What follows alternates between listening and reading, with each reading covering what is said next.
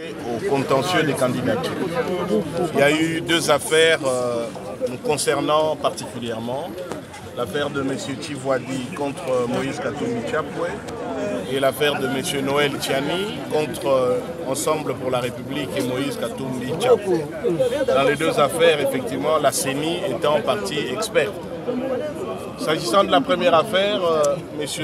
Tivwadi a fait observer devant la Cour qu'il n'a jamais saisi la Cour en contentieux des candidatures.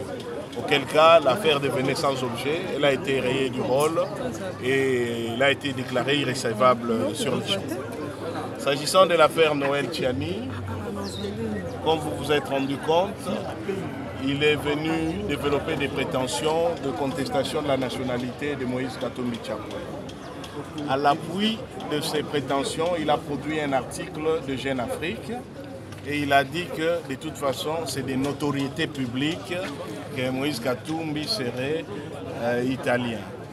Il n'a produit ni une décision des autorités italiennes reconnaissant cette nationalité à Moïse Katumbi, ni une quelconque décision des autorités étrangères attribuant à Moïse Katumbi une nationalité autre que la nationalité congolaise.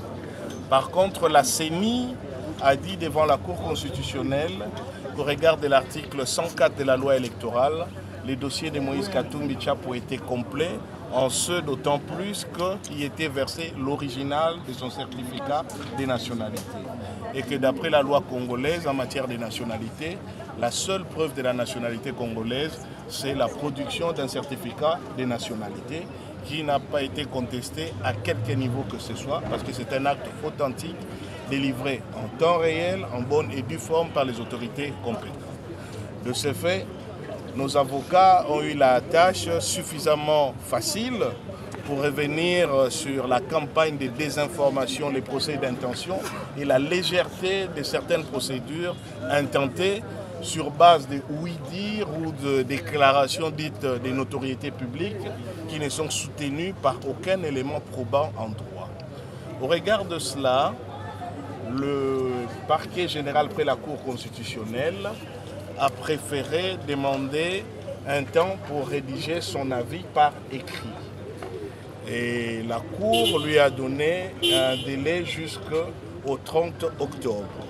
Délai qui nous a aussi été, jusqu'au lundi déjà, 30 octobre, à 10 heures pour faire son avis écrit. Délai qui nous a aussi été donné, le temps d'attendre la décision de la Cour. Nous sortons de cette audience encore beaucoup plus sereins que nous y étions entrés, si tant est que nous aurions eu besoin de ne pas être sereins en entrant. Une chose a été démontrée, la cabale, la méchanceté, la désinformation et surtout l'absence de preuves en ce qui concerne Moïse Katumbi. Il est fort dommage qu'à un si haut niveau des juridictions de notre pays, des individus se permettent d'intenter des actions sur base d'un recyclage des propos par oui-dire et des rumeurs qu'on trouve souvent dans les labos et officines de certains partis dont le fonds de commerce n'est que les mensonges et l'attribution des nationalités électorales. Nous pouvons rentrer dans la sérénité parce que dénier à Moïse Katumbi une nationalité autre que la nationalité congolaise, ou lui attribuer une nationalité autre que la nationalité congolaise, c'est renier le droit congolais en matière de nationalité, ce qui est juste impossible.